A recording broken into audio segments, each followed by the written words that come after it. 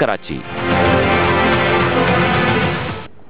Viaan group के CEO Terzioglu और Jazz के सीईओ आमिर इब्राहिम ने chairman PTA major general retired Hafeezur Rahman, chairman NADRA, lieutenant general Mohammad Munir Afsar और एनडीएमए के चेयरमैन लेफ्टिनेंट जनरल इनाम हैदर मलिक से अलग अलग मुलाकातें की हैं। आला सतही मुलाकातों में जैस और वियान ग्रुप की क़यादत ने पाकिस्तान के डिजिटल मुस्तकबिल के लिए अपने अज़्म को दोहराया। हुकूमती रेगुलेटरी अदारों से मुलाकात में टेलीकॉम इस्लाहात, डिजिटल सहूलियात तक अवाम की रसाई, कुदरती आफात से बचाव और शहरियों के लिए डिजिटल सर्विसेज पर तबादला ख्याल हुआ।